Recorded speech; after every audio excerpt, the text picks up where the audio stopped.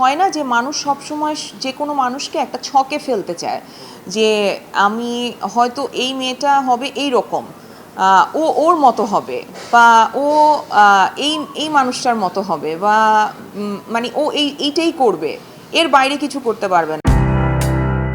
পরিচালক মোহাম্মদ ইকবালের নতুন সিনেমা গুলশানের চামেলিতে অভিনয় করছেন আজমেরী হক বাঁধন। এতে একজন আইনজীবীর চরিত্রে দেখা যাবে তাকে। সম্প্রতি কুরুচিকর পোস্টের পাশাপাশি নিজের ব্যক্তিগত মোবাইল নম্বর প্রকাশ করে হয়রানির অভিযোগ করেছেন এই অভিনেত্রী। মারুফ খান মুন্না নামের একটি ফেসবুক আইডি থেকে তাকে উদ্দেশ্য করে এসব করা হয়েছে বলে অভিযোগ করেন। এই ঘটনার স্ক্রিনশট প্রকাশ করে সামাজিক যোগাযোগ মাধ্যমের জবাব দিয়েছেন এই অভিনেত্রী। বৃহস্পতিবার পোস্টে তিনি লেখেন,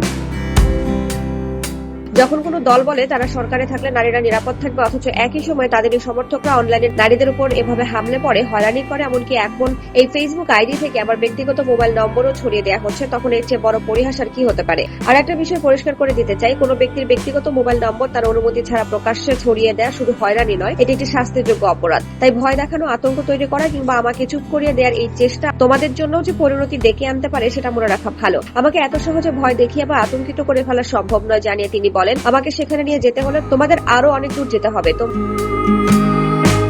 তোমরা যা ইচ্ছা করো, শুধু একটা কথা মনে রেখো, আমি প্রায় হাসিনা হয়ে গিয়েছিলাম, কিন্তু থেরাপি নিয়েছি, এখনো নিচ্ছি, প্রয়োজনীয় ওষুধও নিয়েছি নিজেকে মানুষ হিসেবে ধরে রাখার জন্য। ক্ষমতা বা প্রতিহিংসা আমাকে যেন দানবে পরিণত না করে, তাই আমাকে ভয় দেখিয়ে খুব একটা লাভ হবে না, মন্তব্য করে বাঁধন বলেন। আর হ্যাঁ, আমি ডাইনি, মনে রেখো।